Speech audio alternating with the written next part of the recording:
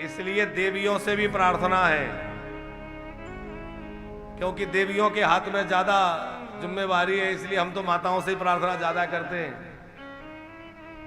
कि हे देवियों, आप चाहो तो अपने घर को घर बना दो, आप चाहो तो अपने घर को नरक बना दो, और आप चाहो तो अपने घर को स्वर्ग बना दो। ये सब आपके हाथ में है, आप चाहें वैसा घर बन सकता है। घर का वातावरण देवियों के हाथ में ही तो है, हमें क्या करना है। पतिदेव हारे थके ऑफिस से आए, अब बेचारे बॉस ने डांट लगा दी कि रास्ते में किसी से भड़के आ रहे हैं, कि थक के आ रहे हैं, कि क्या उस पर गुजरी है, अब वही जानते हैं। वो आते से प्रेम से बोलना नहीं, मीठी बात नहीं, ठंडा पानी नहीं, अब आ रहे हो, ये कोई आने का टाइम है, आपको हमारी कोई चिंता नहीं रहती, बच्चों का कोई मतलब नहीं है, आप तो वहीं रहने लग जाओ, वहीं डेरा डाल लो, लगता है कोई और मिल गई क्या, यहां तक और कहते हैं। अब वो सर पकड़ ले के वहां बॉस की डांट खाओ, वहां वैसे परेशान हो रहे, यहां तो भैया घर का वातावरण देवियां खूब प्रसन्न चित्त बना करके, प्रसन्नता का वातावरण बना के रखें, और प्रसन्न चित्त होकर मुस्कुराकर स्वागत करें, तो थका हुआ व्यक्ति आएगा, उसकी सारी थकान गल जाएगी और वो प्रसन्न होकर के घर में वास करे।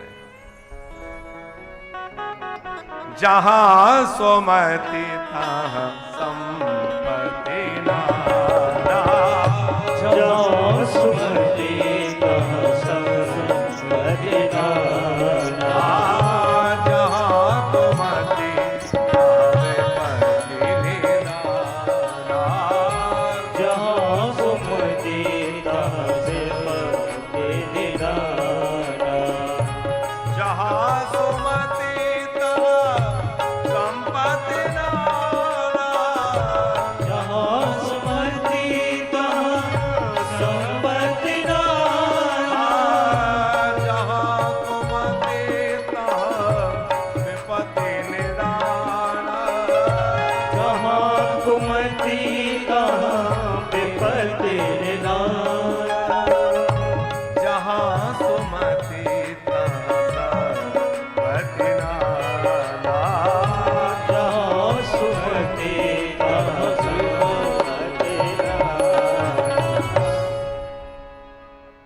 शंकर ने रति महारानी को कह दिया, देवी कृष्ण पुत्र के रूप में तुम्हारा पति तुम्हें पुनः प्राप्त होगा।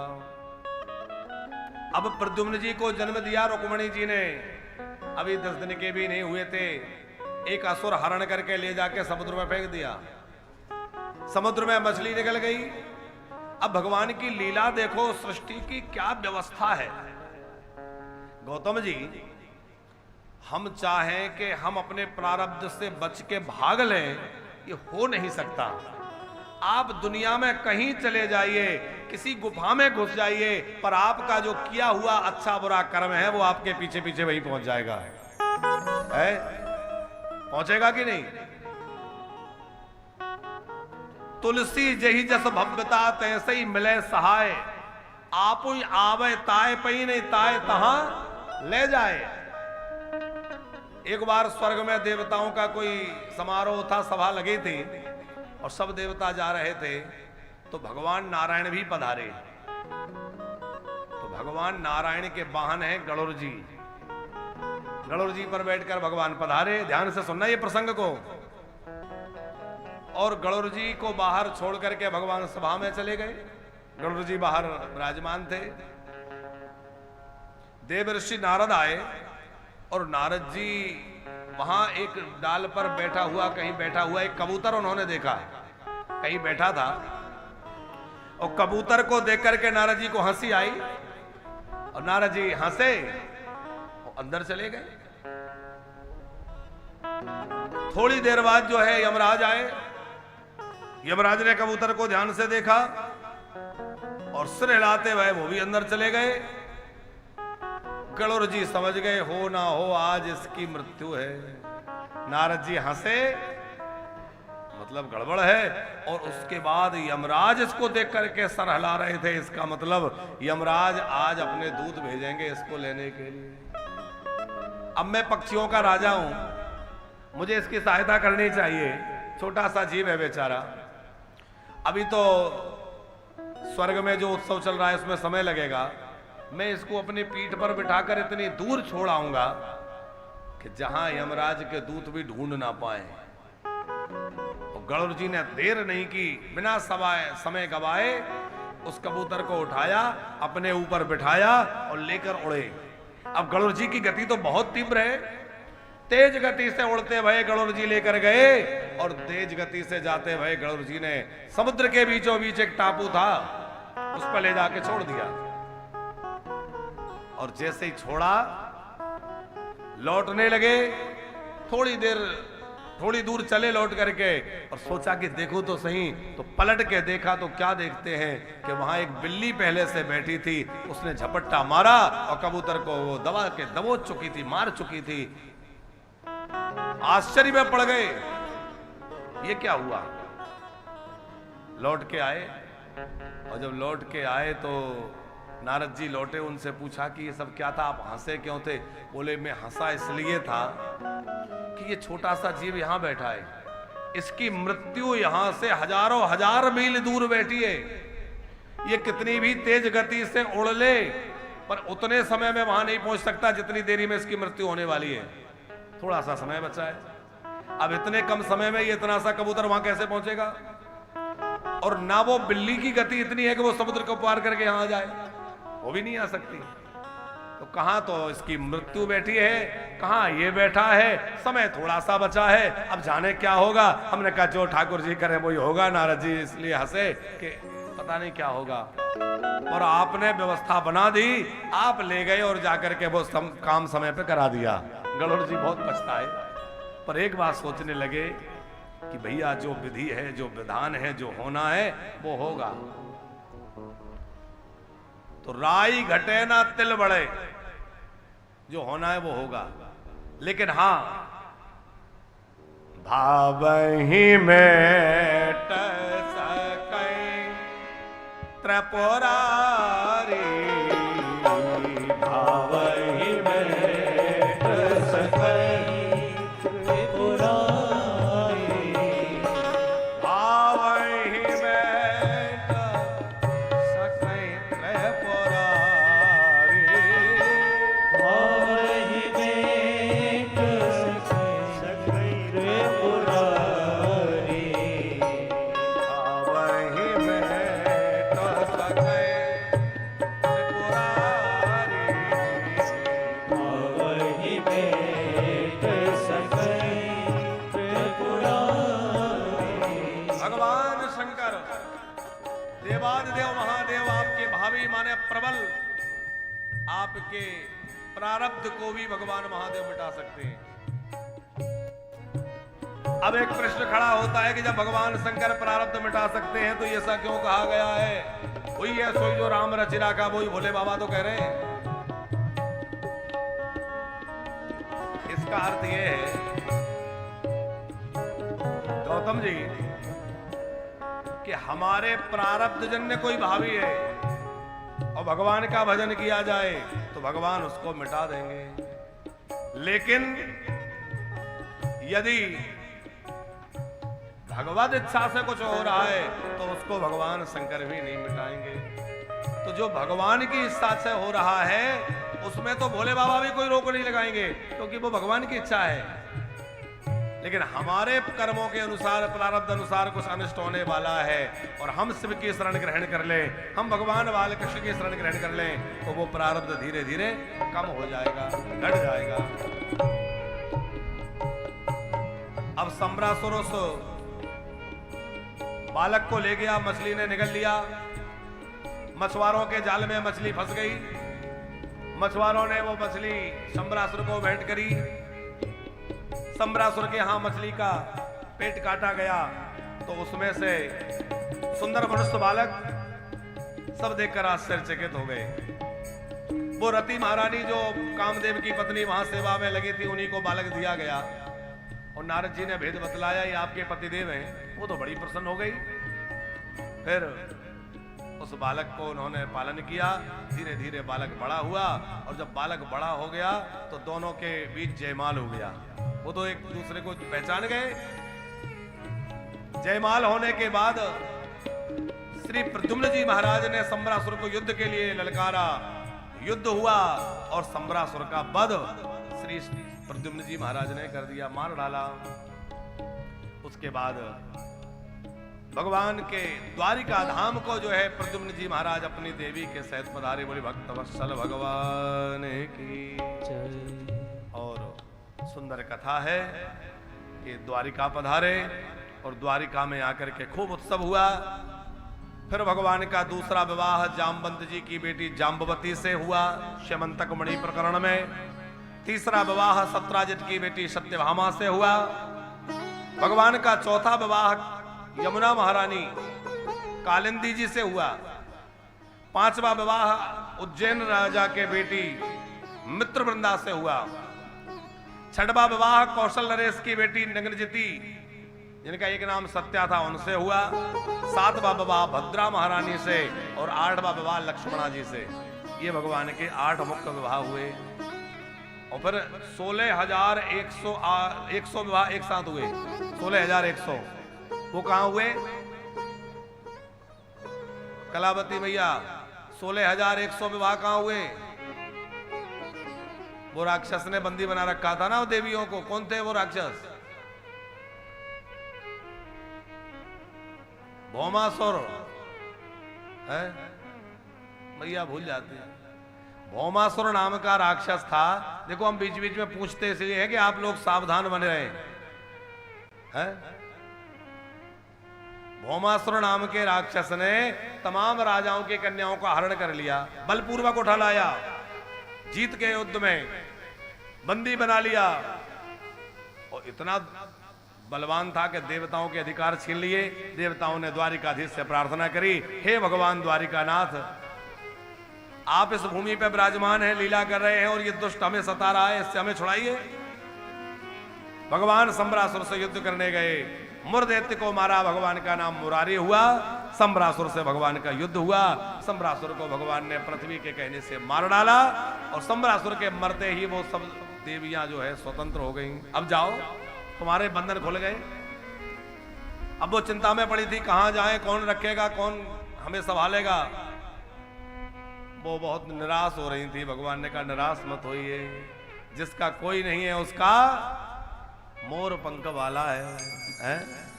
जिसका कोई नहीं है उसका कौन है? आप लोग वृंदावन में आए हैं, किसके भरोसे आए हैं? हरे मोर पंख वाला मिल गया, मोर पंख वाला मिल गया, मोर पंख वाला मिल गया। अरे जरा ताली बजाते हुए। मोर पंख वाला मिल गया, मोर पंख वाला मिल गया है, मोर पंख वाला मिल गया। अकेली गई थी ब्रज में, कोई नहीं था मेरे संग में। अकेली गई थी ब्रज में, कोई नहीं था मेरे संग में। मोर पंख वाला मिल गया, मोर पंख वाला मिल गया। ओ मिल गया, मोर पंख वाला मिल गया। जरा झूमते हुए। मोर पंख वाला मिल गया,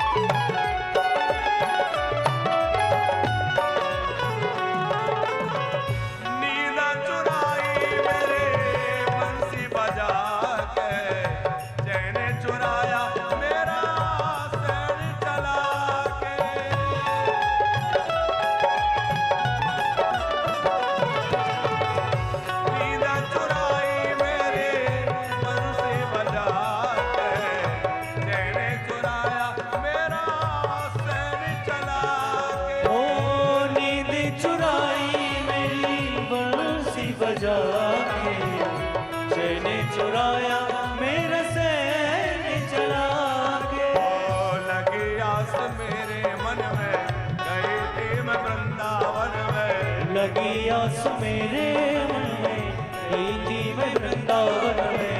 मोर पंख वाला मिल गया, मोर पंख वाला मिल गया, मिल गया मोर पंख वाला मिल गया, मोर पंख वाला मिल गया।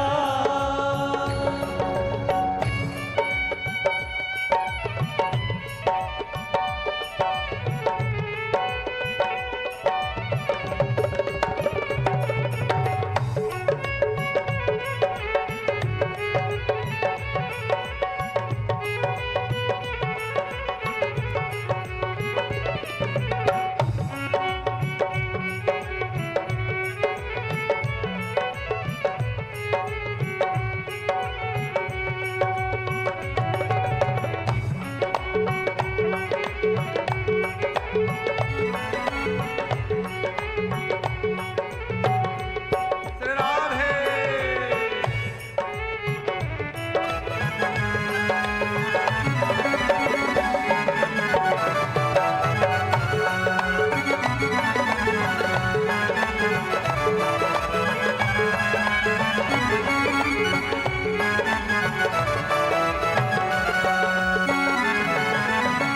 उसी ने बुलाया, उसी ने रुलाया, ऐसा सलोना श्याम मेरे मन भाया।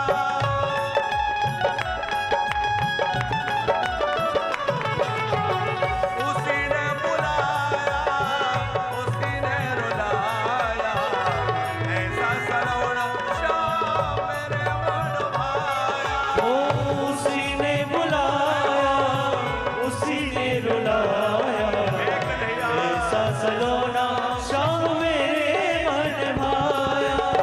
टेढ़ी बाकी चाल देखी, टेढ़ा मुकुट भी देखा, तेरी बाकी चाल देखी, तेरा मुख भी देखा। टेढ़ी टांग वाला मिल गया, और पंख वाला मिल गया। ओ मिल गया और पंख वाला मिल गया, और पंख वाला मिल गया। और पंख वाला मिल गया, और पंख वाला मिल गया। मिल गया मोर पंख वाला मिल गया, मोर पंख वाला मिल गया।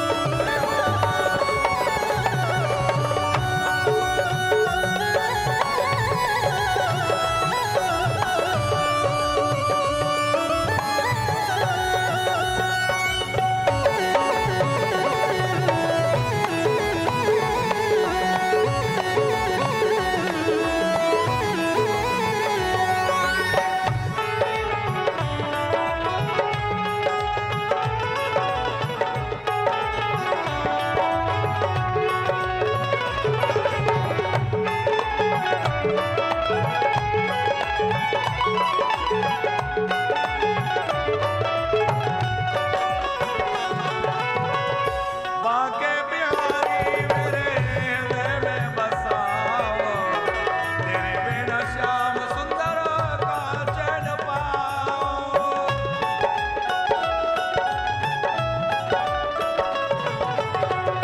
बाके बिहारी मेरे हृदय में बसाओ, तेरे बिना श्याम सुंदर का चैन पाओ। बाके बिहारी मेरे हृदय में बसा, तेरे बिना श्याम सुंदर कहाँ चैन पाऊं। ओ लगाने लगी तन मन में, ढूंढने लगी निधि मन में, लगने लगी दामन में, ढूंढने रही निधि वन में। मुझे कब्र वाला मिल गया, मोर पंख वाला मिल गया। मिल गया मोर पंख वाला मिल गया,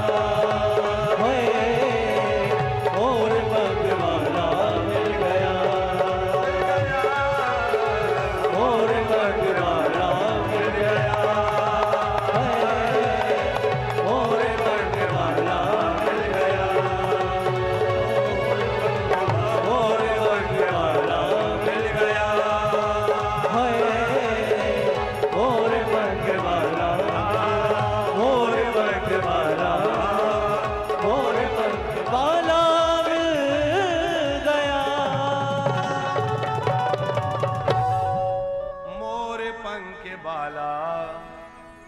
मिल गया।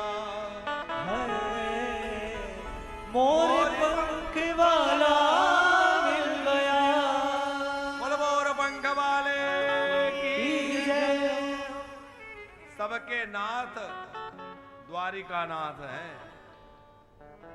भगवान द्वारिका नाथ ने उन देवियों से कहा जो भौमासुर के बंदी गृह में बंद थी, देवियों निराश मत हो, ऐसा मत सोचो कि अब तुम्हारा कोई नहीं है। संसार के सारे दरवाजे जिसके लिए बंद हो जाते हैं, मेरा दरवाजा उसके लिए हमेशा खुला रहता है। मेरे दरवाजे पर आ जाओ। व्यक्ति कभी निराश ना हो, कभी ये ना सोचे कि अब मैं क्या करूं, कोई नहीं है, ये नहीं है, वो नहीं है। अरे भैया, संसार तो हमारा कभी ना था ना कभी हमारा होगा, और हमारे राधा रमण हमारे थे, वही हमारे रहेंगे, इसलिए उनका आश्रय लो ना। अच्छा गौतम जी, संसार में चोट लगने के बाद किसी भी प्रकार की, कई बार व्यक्ति और ज्यादा विमुख हो जाता है। वो कहता है अरे भगवान को मानना ही नहीं है, भगवान ने ऐसा कर दिया, अब भगवान का नाम ही नहीं लेंगे, अब भगवान की पूजा ही नहीं करेंगे। तो ये होना चाहिए कि ये होना चाहिए कि संसार में हमने जिस जिस पर भरोसा किया वहां धोखा मिला। संसार में हमने बच्चों से इतना प्रीत लगाई, बच्चों ने हमें बाद में दुत्कार दिया, इसके साथ ऐसा किया, उसने वैसा किया। सब संसार इसका मतलब स्वार्थ का मीत था। तो होना क्या चाहिए? बोले भैया संसार काम ना आया तो अब हम गोविंद का आश्रय लेंगे, सच्चे हितैषी वही है। तो संसार की ठोकर खाने के बाद व्यक्ति का मन और अधिक भजन में लगना चाहिए, और इसीलिए ठोकर लगती है कि संसार में तुम्हारी जो आसक्ति है वो छूट जाए और भगवान में मन लग जाए। अब आप तनिक विचार करिए, अब जो मैयाएं हमारे वानप्रस्थ में रहती हैं, यहाँ रह रही हैं, जो हमारे बुजुर्ग रह रहे हैं, इनके घर में कुछ ऐसा ना हुआ होता, प्रतिकूल ठोकर ना लगी होती, तो क्या इनको वृंदावन वास मिलता? ये अपने घर में रह रहे होते। क्यों वृंदावन आते? अरे घर में सब कुछ बढ़िया चलता, बेटे सेवा करते, बहुएं रोटी खिलाती और परिवार बढ़िया पूछता ताछता, तो क्यों आते? नहीं आते। तो एक और तो देखा जाए तो बहुत अच्छा था कि परिवार साथ रखता। वो परिवार के लिए, बच्चों के लिए था कि उनके माँ बाप उनके भगवान है, वो उनकी सेवा करते। पर उन्होंने नहीं की और संसार की ठोकर लगी, तो फल क्या हुआ? बोले उसका परिणाम ये हुआ कि इनको वृंदावन का वास मिल गया और लगातार भगवान की कथा मिल रही है, लगातार सत्संग मिल रहा है, ब्रजवास मिल रहा है। आज गुरु पूर्णिमा मनाई है, कल से श्रावण उत्सव मनने लगेगा। कभी श्रावण का झूला पड़ गया तो ठाकुर जी के झूला चल रहे हैं। अभी हम लोग हरियाली तीज मनाएंगे, फिर जो है राखी का उत्सव तो रहता ही है, जन्माष्टमी आ जाएगी, राधाष्टमी आ जाएगी, कोई ना कोई उत्सव त्योहार चलता रहता है। तो इतने उत्सव महोत्सव क्या ये घर में मना पाती ये बुजुर्ग? तो घर में जो परिस्थिति बिगड़ी और घर की जिस परिस्थिति के कारण इनको दुखी होकर घर छोड़ना पड़ा, तो देखने में तो वो गलत हुआ, लेकिन एक तरह से देखा जाए तो बहुत अच्छा हुआ कि भैया मोह छूट गया, ममता छूट गई, और मोह ममता छोड़ के अब भजन में लग जाओ तो भगवान की प्राप्ति हो जाए। नहीं तो बार बार जन्मना मरना पड़ता, यहीं घसटते रहते। अच्छा इस बार तो मनुष्य बन गए तो ठीक ही है, और अगली बार मनुष्य बनेंगे कि नहीं बनेंगे इसकी कोई गारंटी है? ठीक है आप मुक्त नहीं होना चाहते, कोई बात नहीं है, लेकिन कम से कम ऐसे कर्म तो कर लो कि अगली बार फिर से मनुष्य बन जाएं। कई लोग कहते हैं हमें मुक्ति नहीं चाहिए, हम कहते हैं मत लो, पर ऐसा ना हो कि कहीं सूकर कूकर कुछ बनना पड़ जाए, फिर क्या करोगे? है? अच्छा मनुष्य भी बने तो किसी ऐसे घर में बने जहां हमें अनुकूलता मिले। अच्छा कुछ पशु भी बने तो बढ़िया घर के बने, है? जैसे गौतम जी, एक कुत्ता होता है जो बड़ी बड़ी गाड़ियों में घूमता है और बढ़िया दूध रोटी खाता है, पंखे कूलर एसी की हवा में सोता है, उसके भाग्य देखो आप। बड़े सेठ के घर में रहता है, बढ़िया दूध मलाई खाता है, बड़ी गाड़ी में घूमता है, रोज नहाता है और बढ़िया, और उसका मालिक पीछे पीछे पन्नी लेके चलता है। विदेशों में तो हमने सुना है, आपने सुना है कि नहीं? विदेशों में ऐसा है कि भाई गंदगी नहीं होना चाहिए, तो अब वो कुत्ता तो बाहर जाएगा तो गंदगी करेगा, तो क्या करें? तो बोले मालिक पन्नी लेके चलेगा, कहीं गंदगी होगी तो उसी में ले लेगा, पर डस्टबिन में डाल देगा।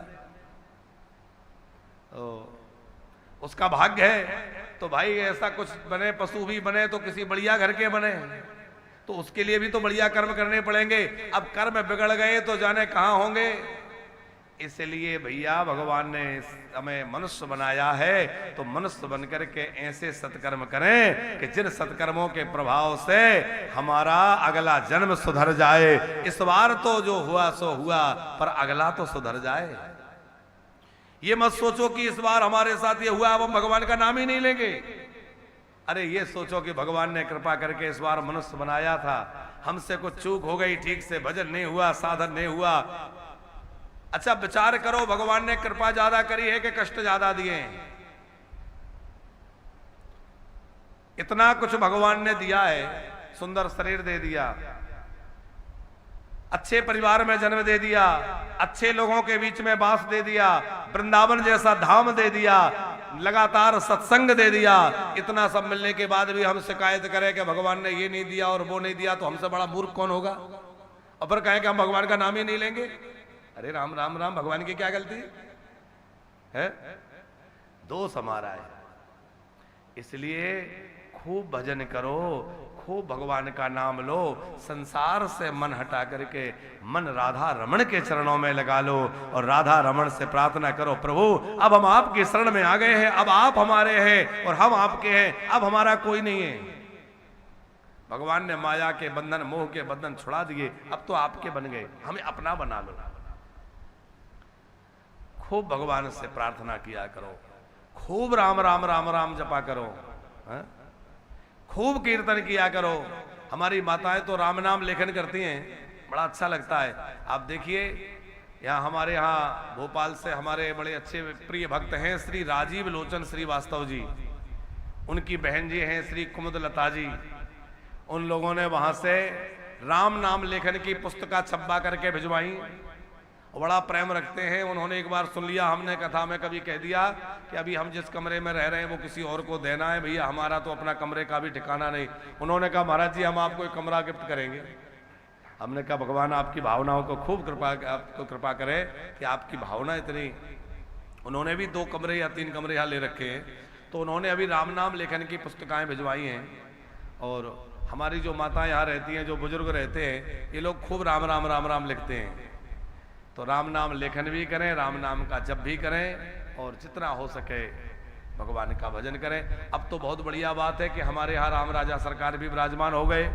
तो राम राजा सरकार यहाँ विराजमान है ही। ये आवाज कहां से आ रही है? इससे आ रही है। राम राजा सरकार विराजमान हो ही गए हैं, तो खूब मंदिर में बैठ के पूजा किया करें। वानप्रस्थ धाम में रहने से यही बहुत बड़ा लाभ है कि यहाँ रह करके आपको खूब भजन की अनुकूलता मिलेगी। आप वृंदावन वास के लिए तो हम कई बार कहते हैं कि कोई किराए से भी रह के ब्रजवास कर सकता है, कोई अपना मकान खरीद के, अपना प्लॉट खरीद के उसमें कमरा मकान बना करके रह सकता है, फ्लैट खरीद के रह सकता है। लेकिन जिस वातावरण की आपको आवश्यकता है वो वातावरण क्या वहां उपलब्ध होगा? घर में अकेले बैठे थे, वहां अकेले बैठे रहेंगे। तो आपका अकेलापन दूर हो जाए, आपको एक अच्छा वातावरण मिले, आपको सत्संग का माहौल मिले, लगातार उत्सव महोत्सव होते रहें, लगातार भजन संकीर्तन आदि आदि का होते रहें, तो ये अवसर आपको मिले, उसके लिए आपको वृंदावन में वानप्रस्थ ये तैयार हो रहा है। और अब तो फेज 2 का काम भी खूब चल रहा है, जल्दी ही वानप्रस्थ धाम का फेज 2 तैयार हो जाएगा, आप लोग वहां भी निवास कर सकेंगे। और हाँ, ईश्वर टीवी के जो दर्शक हैं वो ध्यान रखेंगे। कल से श्रावण महोत्सव हमारे यहाँ प्रारंभ हो रहा है। तो श्रावण महोत्सव में नित्य प्रति रुद्राभिषेक यहाँ होगा। भगवान शंकर की पूजा होगी। भगवान शंकर की प्रसन्नता के लिए विविध पदार्थों से अभिषेक और महामृत्युंजय जप होगा। तो आप यदि यहाँ आ सकते हैं तो यहाँ आकर के 5-7 दिन का ब्रजवास करते हुए नित्य प्रति होने वाले शिवार्चन रुद्राभिषेक में सम्मिलित हों और नित्य प्रति होने वाले यज्ञ में भी आहुति डाल करके और अपने रोग दोष आदि से मुक्त हों। मान लो आप नहीं आ पा रहे हैं, छुट्टी नहीं है, अवकाश नहीं मिल रहा है, तो भी कोई बात नहीं, आप घर बैठे संकल्प करिए, ऑनलाइन पूजा से जुड़िए। वीडियो कॉल पर आपकी पूजा का आप दर्शन कर पाएंगे। और कल से ब्राह्मणों के द्वारा और जो लोग यहाँ आ जाएंगे उन भक्तों के द्वारा नित्य प्रति रुद्राभिषेक होगा। ऐसी कोई आधी व्याधि समस्या नहीं है जो भगवान महादेव की पूजा से दूर ना हो जाए। भोले बाबा बहुत दयालु हैं। शिव जी को जल मात्र चढ़ाने से घर में सुख शांति होती है। आप लोग जो यहाँ रह रहे हैं, सब माताओं से सबसे भी हम कह रहे हैं, प्रतिदिन शंकर जी को जल अवश्य चढ़ाया करें। कुछ ना हो सके 1 लोटा जल शंकर जी को अवश्य चढ़ाएं। हाँ, मगर एक माताओं से प्रार्थना है, केवल शंकर जी को, नंदी जी को चढ़ाएं, कहीं के दिन लोटा भर के देवी जी पे नहीं चढ़ा देना। महाराज जी कह रहे थे जल चढ़ाओ तो थोड़ा मैया शेरा वाली को भी चढ़ा दे। अब वो श्रृंगार धारण किए रहती हैं, पोशाक पहने रहती हैं, सजी धजी बैठी रहती है, उनको जल चढ़ा दोगे तो गड़बड़ हो जाएगी है? तो हम लोग श्रावण महोत्सव कल से मनाएंगे। सवेरे सवेरे रुद्राभिषेक होगा। आप लोगों में से भी जो बैठे हैं रुद्राभिषेक में खूब आनंद लीजिए और जो लोग टेलीविजन से जुड़े हैं वो लोग भी रुद्राभिषेक में सम्मिलित हो पाएंगे। साथ में ही अभी श्रीलंका की जो यात्रा होने वाली है, तो श्रीलंका में होने वाली जो यात्रा है वो बड़ा सुखद अनुभव रहेगा। देखो, हमारे वानप्रस्थ में तो गौतम जी, हमारे बुजुर्गों को हम लोग समय समय पे तीर्थ यात्राएं कराते रहेंगे और पहले से भी कराते आए, क्योंकि बुजुर्गों के मन में बड़ी इच्छा रहती है कि वहां चले जाएं, कोई तीर्थ यात्रा करें। पर बच्चों के पास इतना समय नहीं होता कि वो बुजुर्गों को तीर्थ यात्रा कराएं। अब बुजुर्गों के लिए लगता है कि हम अकेले जाएंगे तो कहीं कोई परेशानी ना हो, तो अकेले जाने में उनको थोड़ी कठिनाई महसूस होती है। तो हमारे यहाँ वानप्रस्थ की जो संस्था है ये तो बुजुर्गों के लिए विशेष रूप से समर्पित है। यद्यपि श्रीलंका की यात्रा में कोई किसी भी आयु वर्ग के लोग जा सकते हैं, कोई आयु का ऐसा नहीं है, लेकिन वानप्रस्थ के लिए हम विशेष रूप से कह रहे हैं कि यहाँ तो ऐसा रहेगा कि हमारे वानप्रस्थ में जो भक्त रहेंगे, कभी रामेश्वरम की यात्रा हो रही है, कभी जगन्नाथ जी जा रहे हैं, कभी अयोध्या जी जा रहे हैं, कभी द्वारका जी जा रहे हैं, तो खूब तीर्थ यात्राएं भी यहाँ रहने वाले हमारे बुजुर्ग साधकों के लिए समय समय पर होती रहेंगी और होती हैं। अभी हम लोग बद्रीनाथ गए, उसके पहले अयोध्या जी में कथा थी, उसके पहले नैमिषारण्य में कथा थी, तो कहीं ना कहीं तीर्थों में कथा चलती है और खूब आनंद हमारे बुजुर्ग लेते हैं। तो आप लोग भी चाहते हैं कि हम लोग श्रीलंका की यात्रा में चले, तो बहुत आनंद का एक यात्रा रहेगी, क्योंकि उस समय मौसम भी अनुकूल रहेगा। 12 सितंबर के शाम को यहाँ से निकलना है और 13 को सवेरे सवेरे जब वहाँ पहुँचेंगे, रात्रि की फ्लाइट है और रात्रि में जब 13 तारीख लग जाएगी, 13 को यहाँ से निकले तो 13 के सवेरे ही वहाँ पहुँच करके 13 से ही कथा प्रारंभ होगी। प्रतिदिन सवेरे 2 घंटे का सत्संग होगा और फिर सत्संग के बाद ब्रेकफास्ट करके और वहाँ से निकल जाएंगे दर्शनों के लिए और भ्रमण के लिए।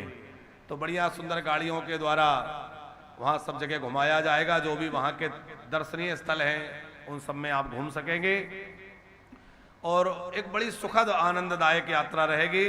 तो आप विदेश यात्रा का लाभ लेना चाहते हैं जो बुजुर्ग, वो श्रीलंका यात्रा में अपना रजिस्ट्रेशन शीघ्र करा लें और वहाँ चलने की तैयारी करें। रात्रि में 10:30 बजे से लेकर के 11:30 बजे तक साधना टेलीविजन के माध्यम से आप लोग सत्संग सुनते हैं। आज उसमें सत्संग आप सुन सकेंगे। प्रश्नोत्तरी का कार्यक्रम ना हो करके आज से सत्संग ही वहां सुनाया जाएगा, क्योंकि कथा सुने तो कथा में ही जो कुछ समाधान हो सके। क्योंकि प्रश्नोत्तरी हमने कई बार शुरू की गौतम जी, पर बात कहाँ आ जाती है, घूम फिर कर सब टोटकों पे आ जाते हैं। हम वो सब चक्कर में पड़ना नहीं चाहते। लोगों के प्रश्न क्या है कल हमने दिखवाया कितने प्रश्न आए, बोले बहुत सारे आए। क्या आए? बोले यही आए, पति पत्नी में झगड़ा होता है, घर में पैसा नहीं रुकता है, घुटने में दर्द होता है, बेटा बात नहीं सुनता है, बेटी की सगाई नहीं हो रही है, यही सारी बातें हैं। हमने कहा इसके लिए तो भैया यहाँ लगातार यज्ञ हो रहा है, यज्ञ में सम्मिलित होइए, संपर्क करिए, यज्ञ के माध्यम से आपकी समस्या का समाधान यहाँ वैदिक ब्राह्मण कराएंगे। रुद्राभिषेक हो रहा है, उसमें भाग लीजिए, महामृत्युंजय कराइए, ग्रहों का अनुष्ठान कराइए। बाकी हम ज्यादा कोई टोना तो जानते नहीं कि आपको कोई छड़ी घुमा दें और आप ठीक हो जाएं। और इतनी ही बात हो कि लक्ष्मी हम बुला लें तो फिर हम पहले हमारे यहाँ बुलाते हैं। क्यों गौतम जी? देखो, उपाय आपको करना पड़ेगा, भजन आपको करना पड़ेगा, साधन आपको करना पड़ेगा, तभी होगा। हम बता सकते हैं, यदि हमारे पास कोई ऐसा जादू मंत्र तो होता कि एकदम आ जाए, तो फिर हम एक कुटिया बनाने में इतनी देर क्यों लगाती? अभी तक तो बानपस धाम के चारों मंजिल बनके तैयार हो गए होते। हमारी बुजुर्ग माताओं के लिए हम आपसे क्यों कहते कि एक बुजुर्ग माता के भोजन की व्यवस्था कर दो, कि एक दिन का भंडारा करा दो। हम कहते कि चिंता मत करो, सब चल रहा है। हालांकि ठाकुर जी चला रहे हैं, एक दिन भी भंडारा रोका नहीं, एक दिन भी माताओं के लिए कोई समस्या तो ऐसी रही नहीं। भगवान की कृपा से चाहे किराए के घर में रहे, चाहे अपने में रहे, पर व्यवस्था सब मिली रही है। पर यदि कोई ऐसा टोना हो तो सबसे पहले यहां वर्षा में है, तो ऐसा नहीं है। कर्तव्य करना पड़ेगा, अपना कर्म करिए, बढ़िया प्रेम से भजन करिए, राम नाम लीजिए। हम तो कहते हैं सारी बीमारियों की दवा है राम नाम।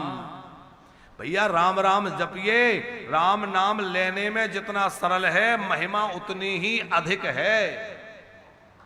आप खूब राम राम जपिए, सीताराम जपिए, आपकी कोई भी आधि हो, व्याधि हो, कुछ भी हो, बड़े से बड़ा संकट राम नाम से सहज दूर हो सकता है। क्योंकि भगवान शंकर कहते हैं महामंत्र, इसको महामंत्र कहा है। महामंत्र जहि जपत महेशु काशी मुकुट हेतु उपदेशु। भगवान शंकर काशी में जो मंत्र देते हैं मरने वाले के कान में, वो क्या है? वो राम नाम है।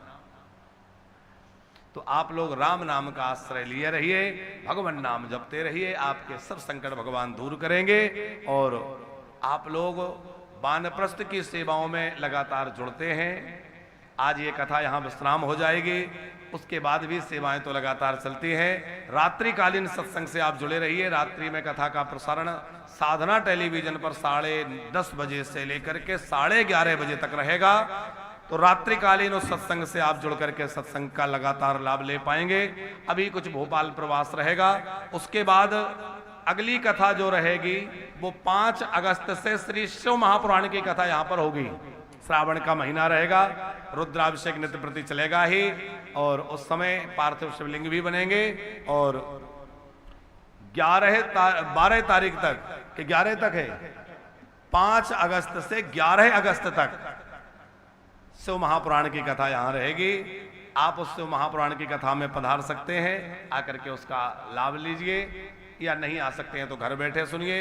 आप उस श्रावण में होने वाली कथा में यजमान, सहयजमान या पोथी यजमान बनना चाहते हैं, शिव पुराण की भी पोथी पाठ होती है, जैसे भागवत की पोथी पाठ होती है, राम कथा की पोथी पाठ होती है, ऐसे ही अपने पितरों की सदगति और अपने अनिष्ट की निवृत्ति के लिए शिव महापुराण की भी पोथी पारायण होता है। तो आप उस पाठ में भी अपना बिठा सकते हैं नाम गोत्र से। और वैदिक विद्वानों के द्वारा लगातार पूरे महीने भर यहाँ अनुष्ठान चलेगा।